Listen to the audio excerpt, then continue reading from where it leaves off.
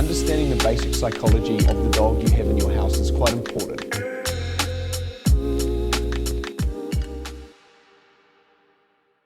Hey guys, I'm just doing some work here with Boy. Boy comes to us twice a week for like some maintenance. We kind of help maintain the dog, help push the dog in the right direction while we coach the owner.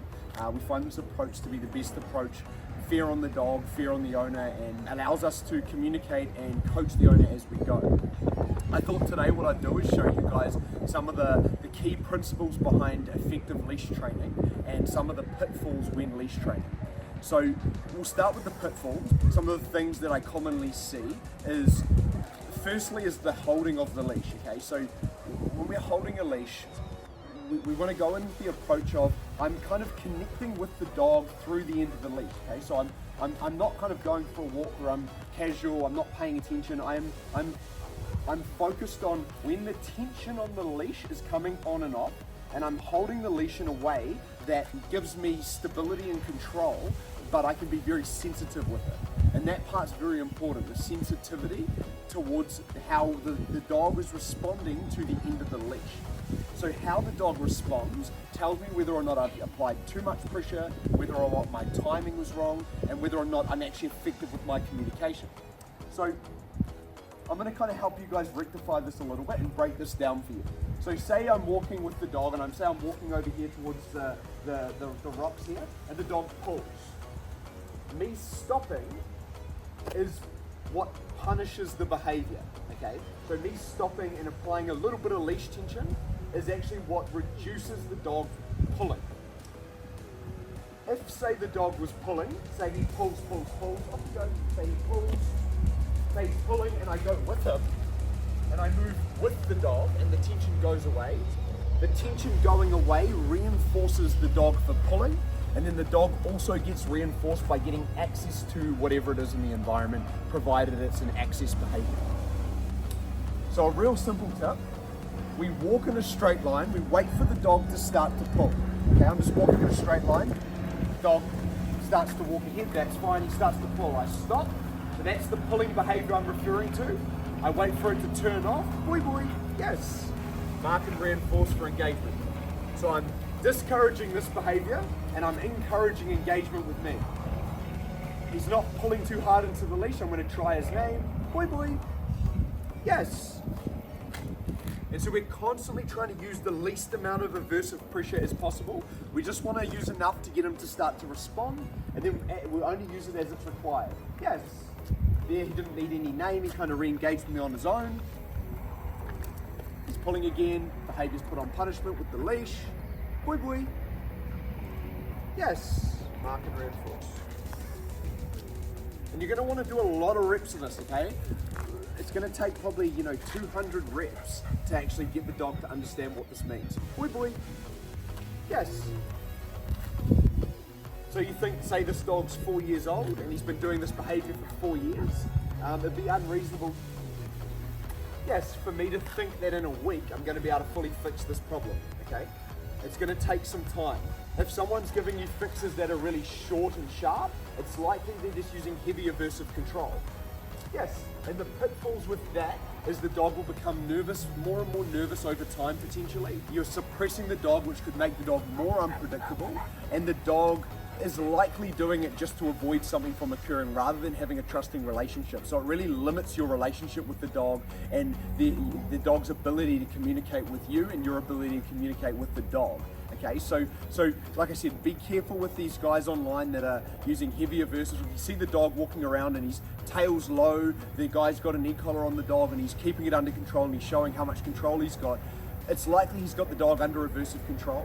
There are other elements in terms of how they're utilizing positive reinforcement, the timing of that, and the relationship building outside of the use of the e-collar. And I'm not bagging on the e-collar, I think it's a great tool in the right hands. The reason for that is they have to learn how to be so sensitive to every response that the dog gives, so they're not just suppressing the dog and putting the dog under aversive control. They need to be constantly monitoring the level of the e-collar and monitoring their movement. Is the dog nervous? Is it not? What's changing in the environment, and all these different elements. Monitoring the reinforcement schedule as they're doing it. Am I reinforcing at the right time? What schedule am I on? And is the dog responding appropriately? So if you are thinking about doing e-collar training yourself, or you're looking for a quick fix, I'd recommend steering away from it. We find a lot of customers come to us seeing dog trainers for 2-3 years, 6 months, whatever it may be, and we look at the dog and we go, hey, what have you been doing? And they say, oh, I've been doing this, this, and this, and I actually have to undo everything that's been done, and the process is a lot longer, a lot more stressful for the dog, a lot more stressful for the owner. Do be careful, make sure the trainer that you're seeing has an evidence-based practice and is utilizing positive reinforcement the best they can and mitigating as much punishment or as much aversive as required in order to actually get the dog to respond appropriately. So you can see here he's actually trying to get away from me, right? So he's got a little bit nervous for whatever reason. Maybe it's me talking a little bit louder. I don't know, we've stopped moving for a little while. He's trying to get away from me. People could say, you could look at this and say, hey, it looks like the dog is, being naughty or being dominant, whatever you want to call it. Really what's happening is the dog wants to escape, okay? So the dog is becoming uncertain of something, probably me talking loudly, and the dog wants to get away or get off the leash. So it's very easy to get an ideology of what you think is going on versus what is actually going on. And the only way we know with dogs what's going on is when we look at the dog's body posture, okay? So with this dog, it's low hanging tail, ears are always slightly forward, there's not a lot of enthusiasm there, always facing out for me. These are indicators that the dog is probably nervous of me. So if I go starting to pull on the leash really hard and force the dog to focus, what do you think is going to happen between me and the dog's relationship? It's probably going to become more nervous, I'm going to become the aversive in the environment, so the dog focuses on me because I'm so aversive rather than focusing on anything else.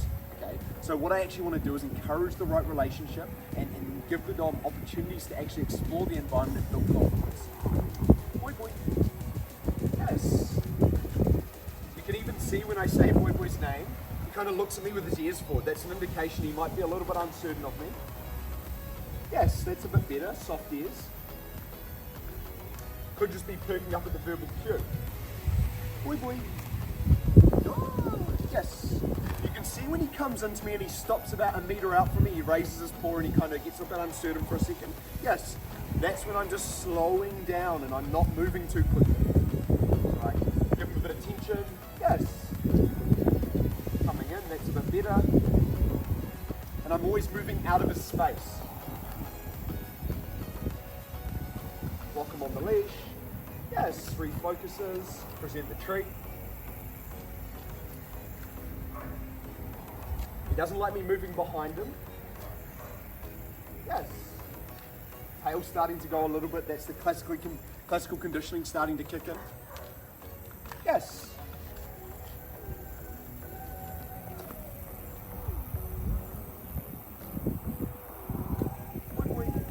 Yes.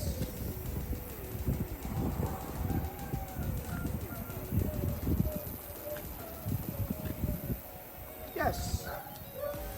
I'm holding the treat quite low so it's clear for him where it is, and I'm being very predictable with it just because he is a bit nervous of me. Boy, boy. Yes. Oh, drop that one. There you go. Yes. If he continues to want to engage, I'll keep reinforcing. Yes. Yes. And I want him on a very high rate of reinforcement initially. Yes, while I'm building that connection. Yes. Tail lifting a little bit. Yes. Sit. Yes. Ooh. Tail starting to go a little bit. That turnaround he does, I want to keep my eye on that. Yes. How he whips around quite quickly, so if I move towards him, you can see there he's getting a bit uncertain. So sometimes he does this little whip around, really quick whip around and turns away from me and wants to run away.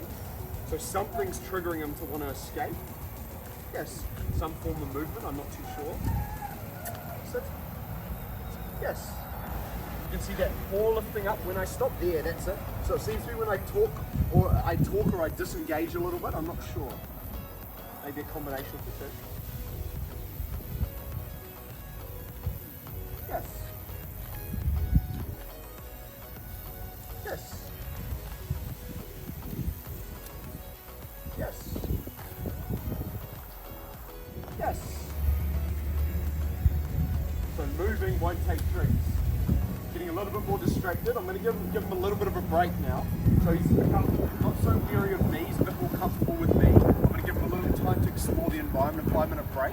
Then I'm going to come back and do another session of engagement work with him. I'm going to thin the rate of reinforcement out about 15%. He's been on a very thick schedule at the moment, so he's been getting 10 treats for 1 rep sometimes. I'm going to thin that out a wee bit and see if he can still maintain the behavior, and then I'll randomly increase the rate for periods. So it'll be like a little bit thin. If his motivation's dropping off, I'll do a spike of reinforcement.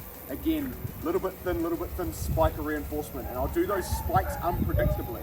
And what will happen is the dog never knows if when the reinforcement schedule is going to thin. So I'm getting him ready for the schedules moving forward, and I go down from a high rate where it's every single rep, and then I go to a variable schedule when it's unpredictably happening. This is going to kind of prepare him for that, so I don't get too much motivation drop off as I'm going.